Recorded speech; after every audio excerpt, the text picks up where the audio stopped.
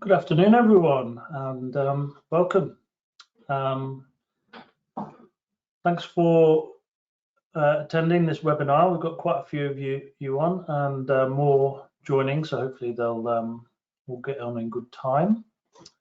To my left is Jeremy, I think, or maybe to your right. Good afternoon. Good afternoon, all.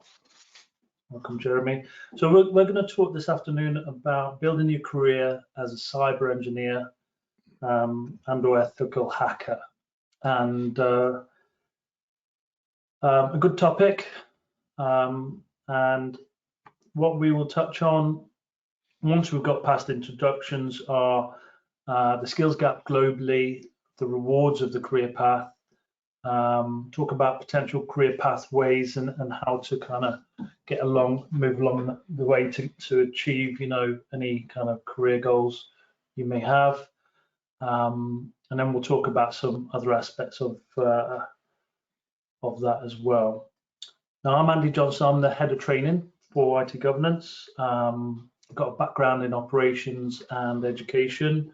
Very passionate about solving problems, in particular creating innovative training methods and improving teaching and learning in general. And I'm not a technical expert, so all technical questions will be handed over to Jeremy, and he is our resident expert. So over to you, Jeremy, just to give yourself an intro. Yeah, good afternoon all. I'm Jeremy Green. I've got 23 years of teaching across secondary education, further education and commercial.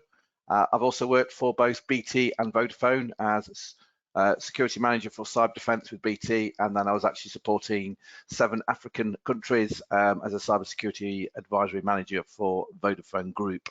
So I've worked across the landscape, risk management and cyber defence, and then obviously in the world of ethical hacking, especially around delivery and teaching of it. That's a brief resume. Yeah. Now, Jeremy, I have to tell you, is a world-class trainer, rated world-class. You can see by his qualifications, he's done most of them. So any questions, I'm sure, wherever you are on your journey, Jeremy is very, very well equipped to help you out. So on the note of any questions, you are able to ask questions in the chat. Jeremy or I will notice the questions there and make sure it gets answered. Ask at any point, don't hold back. We will have an occasional loaded question or specific question or a poll for you.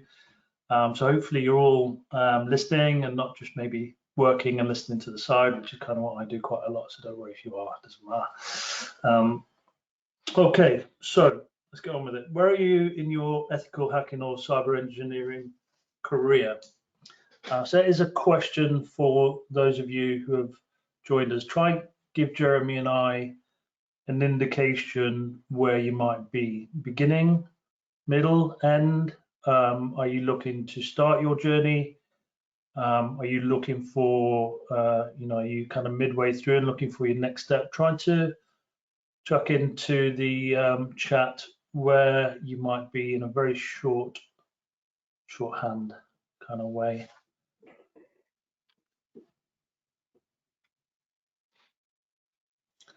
I'll just wait. I don't have any of you doing that right now. So what I'm going to do is while you're typing that out, I'm going to move on through so we can make good time with this. No, we don't want the poll. Close the poll. Thank you. Yep. Okay. So in terms of the skills gap, demand is clearly outstripping supply. So when you look at research done by NCSC, any other government kind of cyber organization, they identify that a high proportion of security teams are seriously understaffed or underskilled. There's a high demand for more technical aspects of cybersecurity, but also lots of soft skills within the cybersecurity workforce are needed. So there's a huge increase for demanding for cyber managers. So That's one of the things Jeremy will get across today in terms of the actual kind of fierce competition for skills of Jeremy's type, and therefore yours as well, potentially. Now, the kind of skills people want when hiring, Jeremy, if you want to cover these off. Yeah, definitely. So there is two clear things, and you can see from the slide, we've got the soft skills as well as what I call the actual hands-on skills, and both are really important. I mean, some of the things that I've come across that have been valuable in my job roles, stakeholder management, you know, being able to deal with people in the organization. So that comes under communication skills. And when we think about ethical hacking, yes, it is a practical hands-on skill. Remember, cybersecurity is simply the security of networks, which is technical, and ethical hacking then is working around how could you get into that network, break into that network. So cloud computing has moved in vastly. Funnily enough, CH version 12, it's 3 times the size in this current version. From version 11 to version 12, it's gone 3 times the size, with covering attack vectors and different cloud platforms like Azure and AWS, which are just growing phenomenal. Microsoft wants to shift away from on-premises and on-premise licenses long term.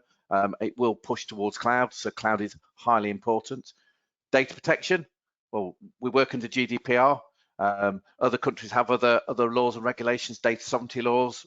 Several African nations I work with, data was not allowed to leave that country, full stop. So that's massive as well.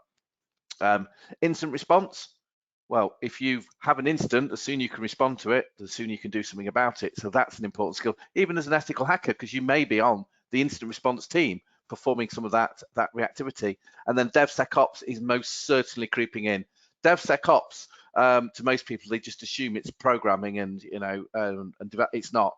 I actually recently did the EC Council DevSecOps engineer, and I was blown away by the numbers of tools and technologies that are used. So DevSecOps engineer is actually not programming.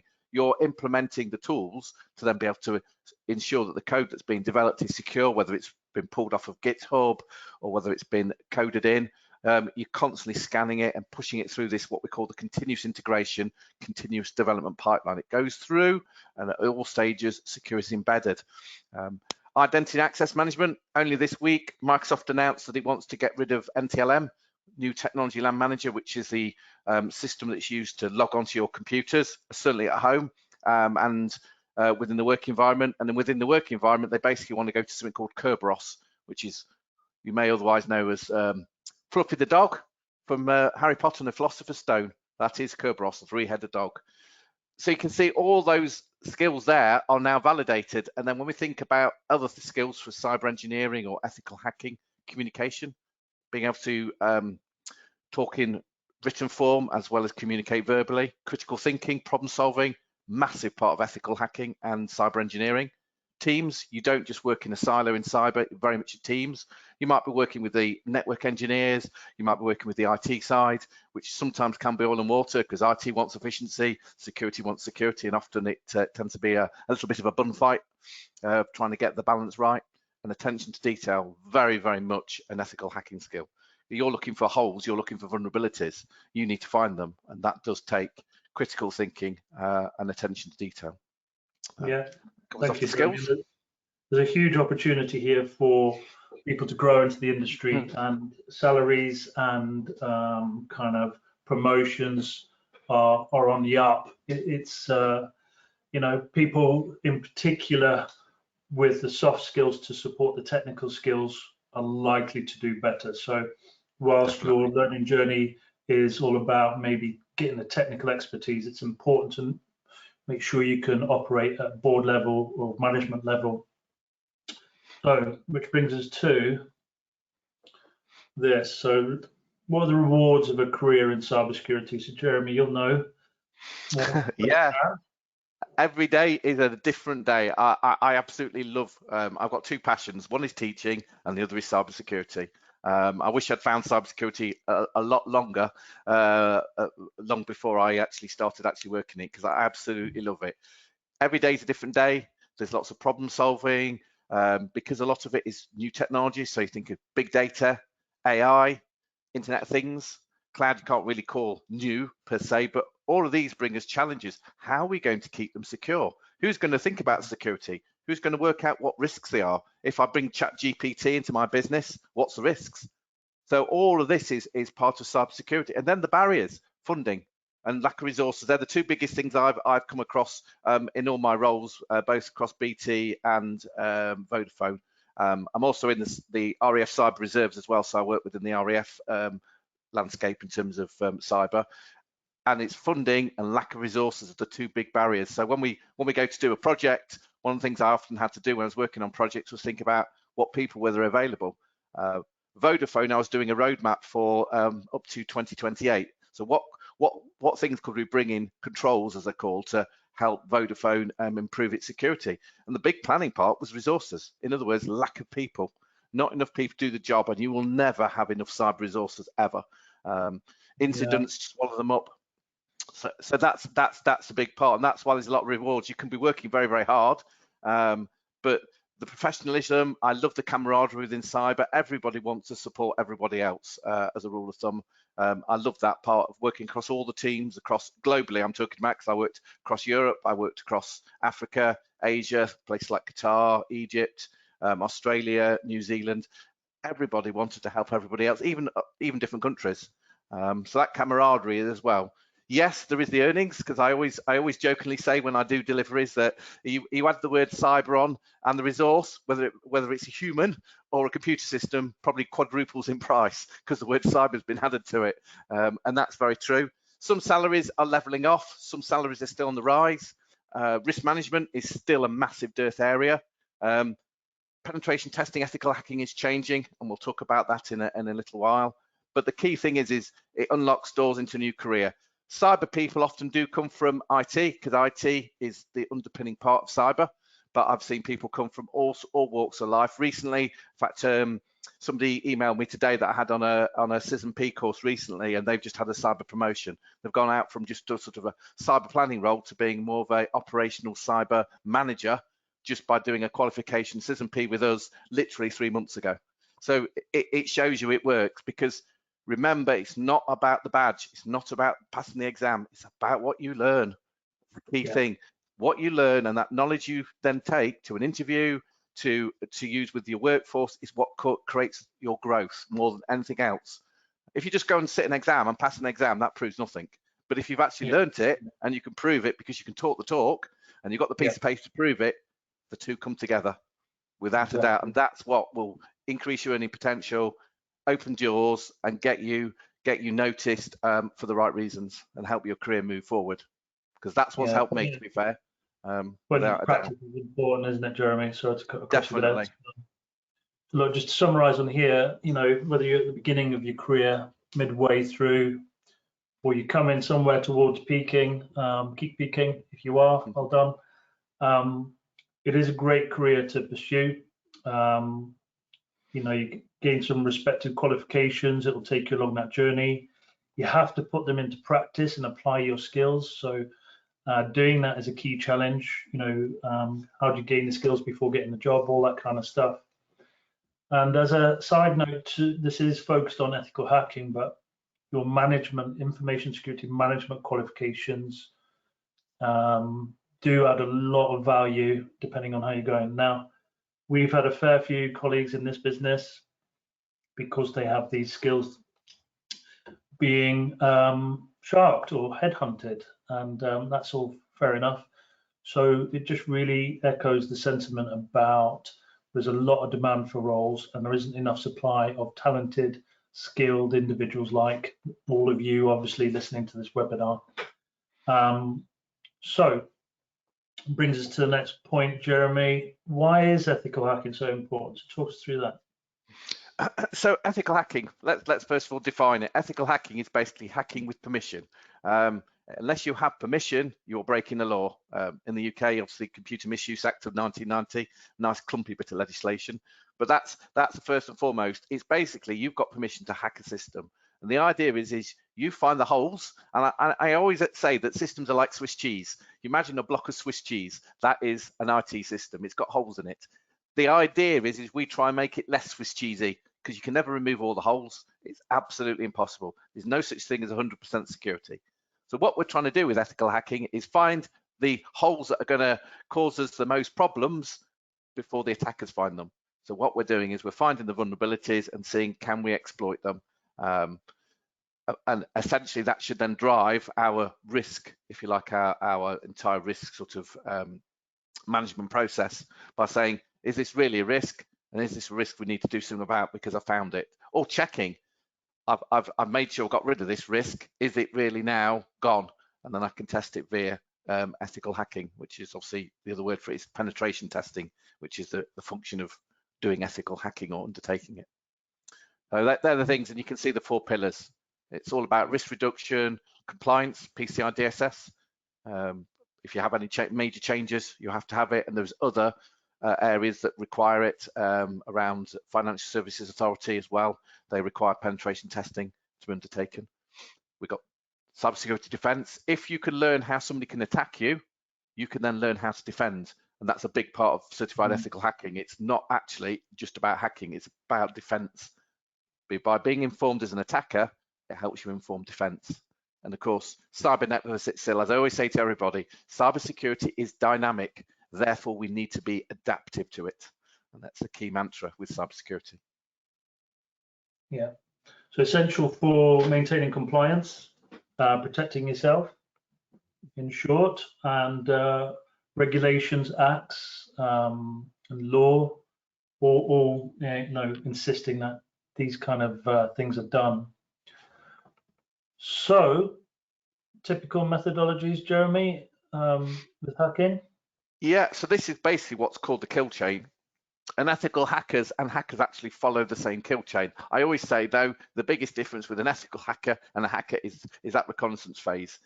An attacker may have spent years, months doing their reconnaissance, looking at open source information, going across job adverts, going across LinkedIn, social media, all sorts of different places to gather their information. An ethical hacker often doesn't have that time because they're an expensive resource. And each stage is basically how we break down an attack. We can defend as well, because if we can break the chain at any point, we can potentially stop an attack happening as well. So it's a two-way street. So reconnaissance is gathering information. Scanning is then working out what that network looks like from a cybersecurity point of view, and is there any vulnerabilities there? To then help me work out how I can gain access onto the system by exploiting vulnerabilities, in other words, weaknesses. Maintain the access once I'm on. So once I'm on, I want to stay there. And some Chinese hackers and some Russian hackers have been in systems for years. I dealt with a global incident recently, and it was believed that the Chinese hackers had been in there for about 2.5 years. And then finally, again, same incident, covering tracks. Well, in this instance, they tried to delete some of the logs, and it was so obvious because I got given quite a confidential report, but it showed me the logs, and I could see where they've actually deleted log entries in it. It was amazing, but it stood out like a sore thumb. So that's actually quite hard to do. But because of the deletion of the logs, that was actually one of the reasons they were caught eventually. But of course, if they're in there for 2.5 years, it does give you concerns about the whole logging and monitoring that was undertaken, or how those attackers gained entrance and stayed in there for 2 years. And that's a big part of that methodology, really. Thinking like an attacker and being able to defend from an attacker. Okay. So, I do have a question, Jeremy. You don't have to answer this now, just making you aware. So, Matt, thank you for the question. As a beginner, it can be confusing where to start. Can you suggest a starting point? Well, can I suggest we answer that in a little second? Because yeah, I've got a good answer for that. Say again? I've got a very good answer for that, so that's fine. Yeah, I think we cover a bit of that. So Matt, we will cover that. Thanks for the question. No, thank you. So Jeremy, what is a cybersecurity engineer? You know? this is very much a newer role, and it is a growth area. I've had you may have heard of a company called NVIDIA. Recently, I've had them chasing me for an interview for a senior cybersecurity engineer, although I'm going to go and be a security architect. but it's a role that seems to have emerged and got a job title, but it's basically you're the person that the security architect, which is what I'm just about to go and do. I design it, I plan it, I say how it's going to work, and then give it to the cyber engineer, and their job is to implement my plans, just like a house. You know, an architect designs a house, and then it's handed over to the builders to do their bit. And you've got different people involved in the house building. You've got plumbers, you've got electricians, and that's very much like a cyber engineer. You can have specialists in Microsoft, specialists in access management, specialists in databases, but very much they're there to configure and install the systems and also work around some of the problems. Just because an architect put a plan together doesn't mean it's going to work, just like with a real building. Sometimes they have to make adjustments and changes. It's a very technical job, but one that seems to be gathering a lot of pace across a lot of companies. I'm seeing a lot more job roles for cybersecurity engineers pop up. The space where there's maximum jobs availability is at that mid to senior level, by the way. I've never seen so many available roles ever as I have in the past 6 months, and that's senior. Entry level is still highly competitive, but that mid-senior role, like I said, for companies like NVIDIA chasing me, they're not small fish. It's obvious that there's not enough talent out there to fill all these roles. And the firm I'm joining as well, Leidos, they're the same. Massive amounts of recruitment going on, cyber engineers, technical space. So it's I think it's a brilliant job. If you're a technical person, you'll love it, absolutely love it. Yeah, so in demand. And in case it hasn't come across already, Jeremy, who's been an absolute star for us, is going on to Pastors New just because there is so much demand out there for people of his caliber and skills. So, so Jeremy, just in terms of job roles, what are the typical roles? So ethical hackers, if you do something like CEH, as I said, CEH isn't just about hacking, it's also about the whole cyber defense piece. So in BT, I brought CEH into BT, and it was actually to be given to the level 2 and level 3 SOC analysts. So level 1s did Certified Network Defender, and level 2, 3, and even the managers did CEH, because they were learning again how attacks took place. So by understanding how the attacks take place, it better informs them how to watch an attack and what can they do against defending it. So CEH isn't just leading you into penetration testing. You can certainly go into security consultancy. It does most certainly underpin cyber engineer, because it helps you understand why you need to put security in place in the first place. Certainly from my perspective as a security architect, underpins that. And even from a management perspective, I've taught numerous managers on CISP, and they're very technical. I've said, actually, you'd be wonderful to come and do CEH, because guess what? It will give you that level of technical understanding of what's happening in your business and build that technical cyber piece. So again, ethical hacking or doing ethical penetration testing training doesn't just put you in one little box. It gives you a set of skills that are transferable across the whole skill base. And the key word is cyber generalist. I'm hearing that more and more, where you're not just qualified to penetration test or just qualified in cyber defense. You have this nice path of transferable skills across multiple areas, because they make the best cyber to people, because they can see it from all the different sides. And especially at management level, when you're dealing with stakeholder management, not enough resources, not enough budget, how can you make the best of all of that? Well, by understanding all parts of the puzzle. Yeah, and there's a million roles we haven't included here, but anything architect, security, you know, management, all can benefit from these. And like I said, in terms of career growth, salary growth, it's you know, it really does help. Complementing managers in some cases. So okay, I'm going to go to the next slide, and we're going to talk you through a typical pathway, of which CEH is included. Okay, and it's a typical. It's not like, you know, a must do. And Mark, your question about where to start, well, we'll have some answers here hopefully. So here is a typical pathway, just to kind of orientate you around this, and then I'll hand over to Jeremy. At the bottom, you have what are called essentials range. So defense essentials, ethical hacking essentials, and forensics essentials. And these are aimed at, new entrants or graduates or anyone wanting to kind of get a flavor or taste of things to come, depending on where you want to go.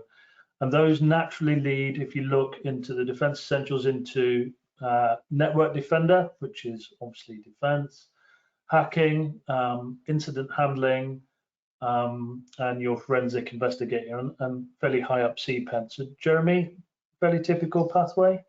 Yes, it is, because remember what I said right at the start. What underpins all of this cybersecurity? It's knowledge of networking. That's why things like Network Defender Essentials underpins that knowledge. They're designed, as I said, for sort of entry-level qualifications for people at college, university, and also just moving in as well.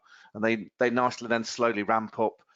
You can see we're stuck with EC Council pathways. There are obviously other vendors who do similar, but this is the way that you could progress through quite nicely through the pathway and learn different skills and abilities as well as you're moving through. I'm a big fan of EC Council, and I'll tell you why. It's because every single qualification they do includes hands-on practical labs, and they are the only vendor that puts labs in every single certification, the only vendor, and that's why I'm a big fan of them. I have been for years. I've battled their place many a times with some of the quals and some of the misinformation that's been spread around about them, but that's actually why I love them, because people are learning how to do as well as learning the theory, and some certifications are just too theory based for me. With cyber, you've got to be able to play with things, break things, and build them again, and then each one of these has labs built in that you can purchase as well. If you buy the whole certification, you get labs included in the package, which is great as well. Yeah, and we'll talk more about what you get within the packages and whatnot, but very typical pathway, and EC Council globally recognized as the #1 ethical hacking qualification globally. So a question for you all. I hope I've got all of your attention at the moment. I'm just going to do a little poll to see where you might be on this pathway. So if I just hit this button, you should see a poll in front of you. You just hit what you think is the right one. That's it. Okay, so we've got quite a mix. Keep going. Just a few of you left to go.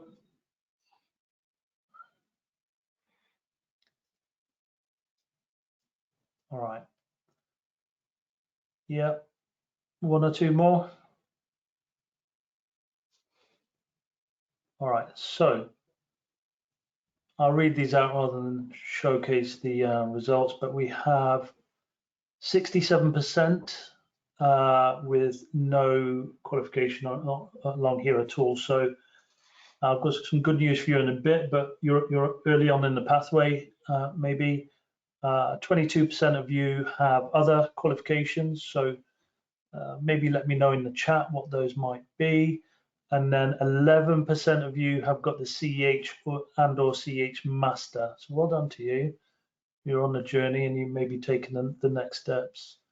So Mark, I think a suggestion point, well, you can try the Essentials package. I'm going to give each of you as a delegate on here an Essentials product free today. I'll tell you how to claim that from me. But then you can get a flavor of things and ideally start on your journey with CEH. It's a good starting point. The pathway doesn't have to flow bottom to top, does it, Jeremy? No, it doesn't. No.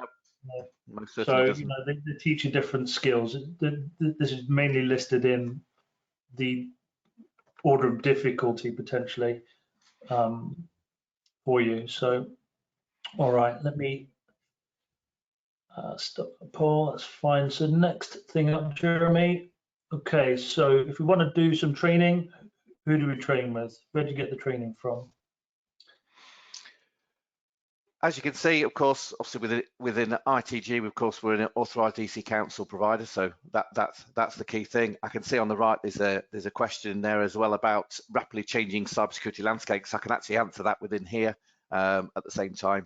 So any course, basically all the vendors are exactly the same virtually, that they all have what I call a 3-year life cycle. So each certification is updated every 3 years as a rule of thumb. Then me as an instructor, I will come and talk to you about the latest things. So a lot of the courses I've been teaching at the moment, I've been talking about quantum computing and post-quantum security, or secure in terms of cryptography. So that is part of what happens to me as an instructor. I will ensure that what I'm teaching you is aligned to what's happening in industry directly. CH version 12 only came out last September. It is pretty much bang up to date. Things like MITRE ATT&CK in there now, and there's lots of updates. So that's how they do it. It is a snapshot, but then as an instructor, that's what I should be doing as an instructor. I should be coming to you with the latest things, giving you the latest knowledge, what's happening in industry, and aligning that. So you're very much learning exactly as it is. Outside of that, you can learn, there's non-approved like Hack the Box, Try Hack Me. I've been using that for years. I think about 3 years now.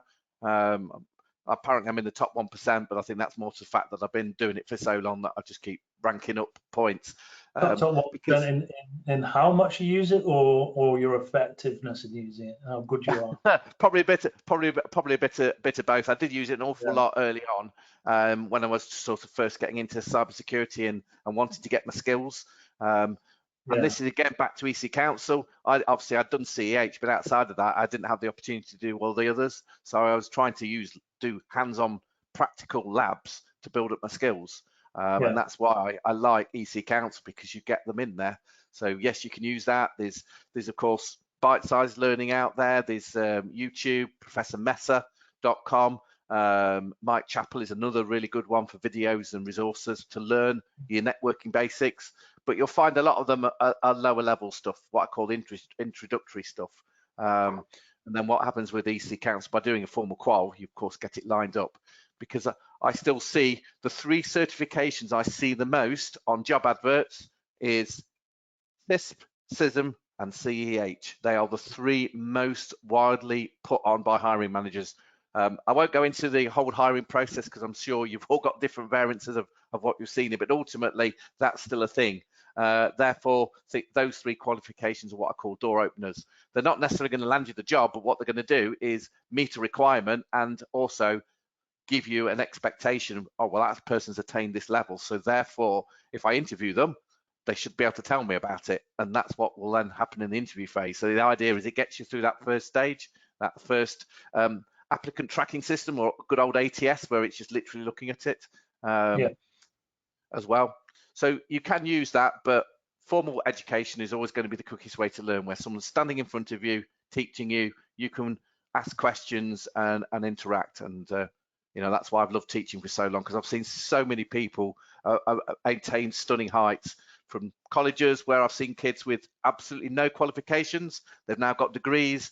One of my friends he's a friend, but his next student is now a high up in Vodafone. He came from nowhere with no qualifications. I taught him on level 3 in college. He's now high up in Vodafone. So everybody can choose their own pathway and work. It's all it is about is effort, learning what you need to learn, and then proving what you've learned in the real world. Yeah. So just to summarize here, we've got there are a number of ATOs which deliver EC Council accredited training. EC Council is globally recognized as the #1 certification. So if you're going to go on that journey, you can do other kinds of learning, as Jeremy mentioned and on the slides at the bottom, but the formal qualification will hold you in good stead. It's also got some big benefits, so we'll talk about the product now. But being, like CISP, CISM, EC Council, CH, #1 globally in terms of recognition. So very important if you're going to go that way. Now, let's talk about their product, Jeremy, and maybe a little bit about IT governance's product. Yep. So EC Council have 3 training packages. The first 2 are here, the basic and the pro. The difference, well, let's start with what's included as a standard, Jeremy. Yeah, so basically, I mean, with a standard package, you just get a courseware, a single exam voucher, and you don't even get the labs. So you just get the new version of the e-courseware, but you don't have any labs at all. Now, to me, CEH is, well, 50% of the exam questions are now based around the lab. So you can't actually fully attempt the exam unless you've done the labs, because the questions you'll get asked will be based on some of the labs you've done. So that basic package is not very useful at all. CH Pro is where it starts. As you can see, you've got your labs. You've also got 3 exam retakes as well. You don't have to pay the proctor fee for those, and you've got your labs included. Yeah. Sorry, Jeremy. Yeah. That's fine. Right, let's talk about the elite then. And this is the one. All of this, by the way, was released with CH version 12. EC Council decided to look at the way they sell their product and try and include a bundle. And when I saw the elite package, I just thought, God, that's absolutely brilliant. You know, and no other vendor across all the vendors, because as I said, I work with all of them, offers things like unlimited exam retakes. That's just unheard of. I think there's only a couple of the smaller ones that actually offer unlimited exam retakes, but generally speaking, you just don't get that. You can see there you've got your exam courseware and your labs, but the big thing is you've got a practical exam as well. I do laugh at it. It's called CH Master, and it's a basically a 20-question open book exam, practical online, so you can use the internet, you can use books, and it's a hacking challenge. In other words, you've got 20 challenges that you've got to work through to gain that. So it's nice that you get a chance to prove your practical skills as well as your theory, because again, that's been a lot of the feedback with CH. I've given feedback over the years. I remember version 10 being embarrassed to teach it, and actually saying that to EC Council, saying, get your act together. CH version 10 is awful. It's like Retroland 1980s. So they've moved a phenomenal way with version 11 and now version 12. And certainly with the practical exam, it's not just a theory exam, you know, where it's 125 questions and that's it. You can now sit an exam and prove that you've got the practical skills as well, which I love, because that's the important part. Yeah. You probably realise I love teaching CH. It is my favourite certification to teach. Absolutely brilliant. It's so much fun. The delegates have fun. I have fun teaching it, and you just take away so much from the course. Absolutely. So look, those are the 3 packages, and obviously, you know, the likes of Jeremy teaching this make them a fantastic course. But in terms of the courseware, just to summarise, the EC Council approved materials and EC Council approved instructors with any approved ATO, okay, including IT governance. The iLabs are included and an important part of what you should be looking for in your learning journey. With IT governance, we have specifically and exclusively got 4 additional battle labs. So we've tried to create a little bit of a paintballing situation on an evening. I think I can't remember what evenings we did, Jeremy. Was it Monday evening? Monday evening for an hour. Yeah, I think we're doing 1 a month, and they're included with our package, so they're on top of the elite package here. But again, practice makes perfect, and we're trying to just bring a bit of fun to it, but also continuous improvement kind of stuff. And with the elite package, you get the exam and the practical exam. Unlimited free resits. Now you're limited to 4 a year, and there is an admin fee with Pearson VUE. Is that right? Yeah, or it's their proctoring system, EC Council's proctoring system. Now, overall, in terms of IT governance has been running CH training for 5 years, and that is the rating we've held over 5 years. I can say Jeremy has done very well as well as part of that. All rated world class. So one thing about IT governance, while you're with us and listening to us, you won't get better training anywhere else, and you won't get a better package, CH package anywhere else. So we only work off elite. We don't do any of the other 2 packages. We're still priced competitively. So we have the best product, best trainers in the world, and hopefully the best delegates. But that's it's up to you. I'm just going to pause then for a second for 4 questions. Just did we answer the how does the course stay updated with the latest threats and techniques? Yeah, I said that's very much down to the 3-year cycle of the exam, coupled with obviously the instructor's knowledge and background of making sure they bring that dimension in, which is critical. All right. We've not got long left, and I don't see any more questions coming in. So I'm just gonna, if you do have a question, post it now, and if not, I will move into the closing kind of slides.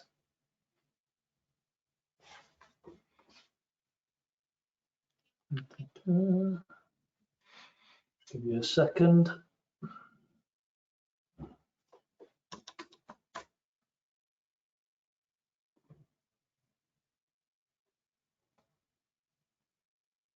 Okay, no more questions at the moment. Oh, here we go. Average number of exam attempts to pass, please, Jeremy.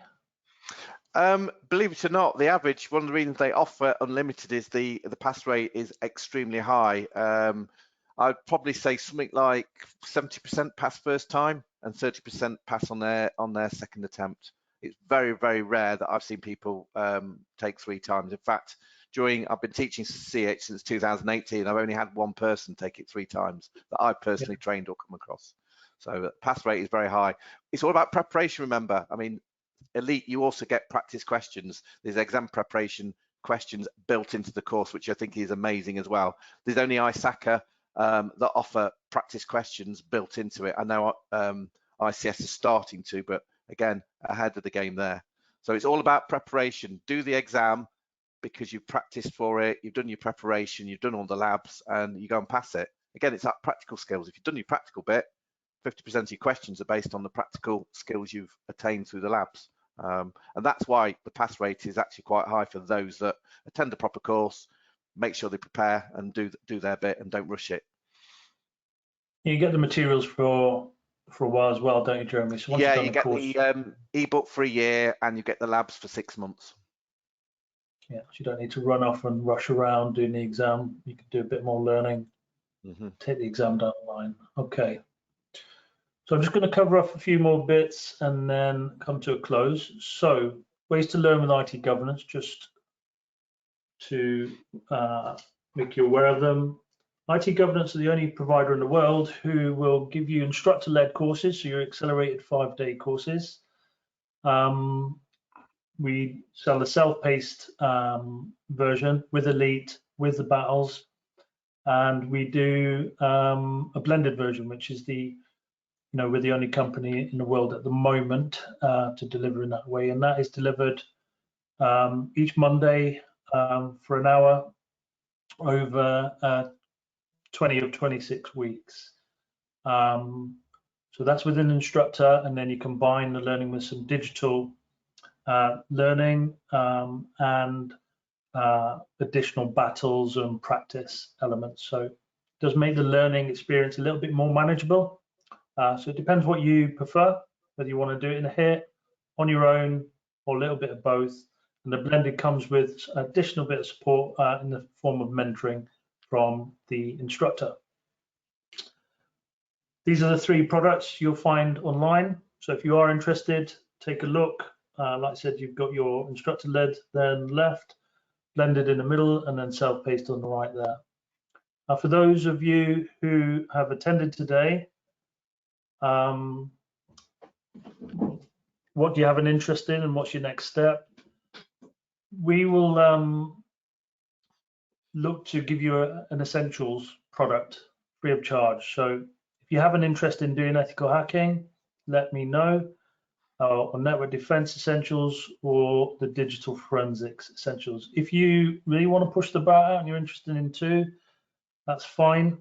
I can provide you that free of charge. We will talk to you after the webinar and pose that question to you and get it to you as soon as you can. If you do need any extra advice or help, give us a shout.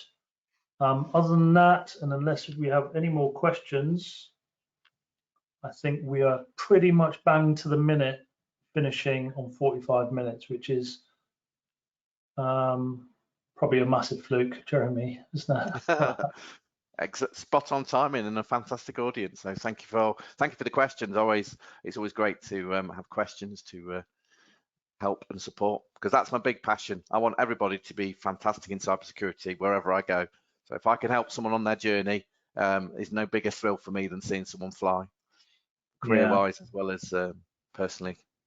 Until you're passionate about it, Jeremy. Definitely. All right. In the absence of any more questions, I'm going to bring the webinar to a close. Thank you ever so much, everyone. Have a lovely afternoon and week. Thanks for attending. Bye.